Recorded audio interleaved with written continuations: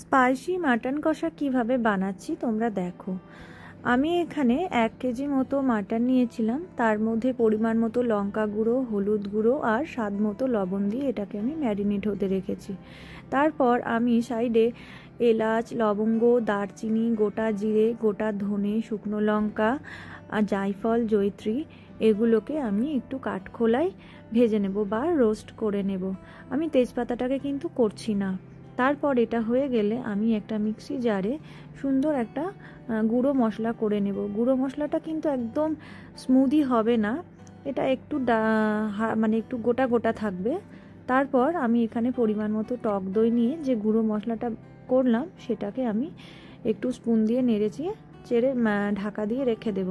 তারপর কড়াইয়ে অল্প পরিমাণে তেল দিয়ে যে মাটনটা ছিল সেটাকে আমি ভালোভাবে 10 থেকে 15 মিনিট ভেজে নেব। ভাজা হয়ে গেলে আমি কড়াইয়ে ওই তেলের মধ্যে যে তেল ছিল তাতে আরও একটু সর্ষের তেল অ্যাড করে আমি পেঁয়াজগুলোকে ভেজে নিচ্ছি।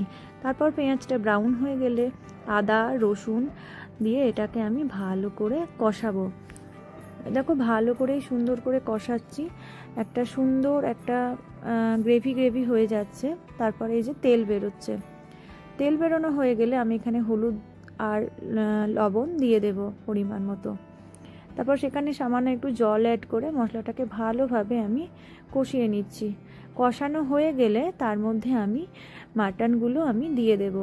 মাটনটা দিয়ে দেওয়ার পর মাটনটাকে অনেকক্ষণ কষাতে হবে, যতক্ষণ না পেঁয়াজগুলো গলে যাচ্ছে। দেখো সুন্দর করে মাটনগুলো আমি কষাচ্ছি, মাটন থেকে খুব সুন্দর তেল বেরোচ্ছে। আর এখানে আমি একটু কাশ্মীরি লঙ্কা গুঁড়ো আর স্বাদ মতো লবণ আমি অ্যাড করলাম। যেহেতু আমি আগে লবণ দিয়েছিলাম তো তার জন্য এখানে একটু লবণটা ব্যালেন্স করেই দিতে হবে। দেখো সুন্দর একটা তেল বেরিয়ে এসেছে। যখন মাটনটা এরকম তেল বেরোবে তারপরে যে টক দই দিয়ে যে গুঁড়ো মশলা দিয়ে যে আমি এটা পেস্টটা বানিয়ে রেখেছিলাম সেটা আমি দিয়ে দেব। দিয়ে দেওয়ার পর আমি এখানে একটু জল অ্যাড করছি, কারণ এই জলেই কিন্তু মাটনটা বয়েল হবে। বেশি জল দিলে কিন্তু হবে না, তাহলে তখন একদমই বাজে হয়ে যাবে।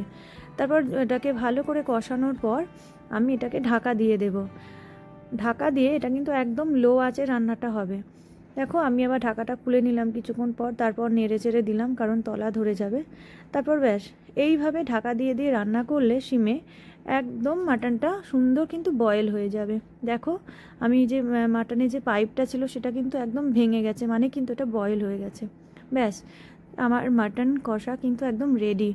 এই রান্নাটা তোমরা অবশ্যই ট্রাই করো, এটা ভাতে বা রুটি পরোটা যাই বলো না কেন তার সাথে কিন্তু অসাধারণ লাগবে। একটু অন্য রকম স্টাইলে তোমরা অবশ্যই এই রান্নাটি একবার ট্রাই করো। ধন্যবাদ।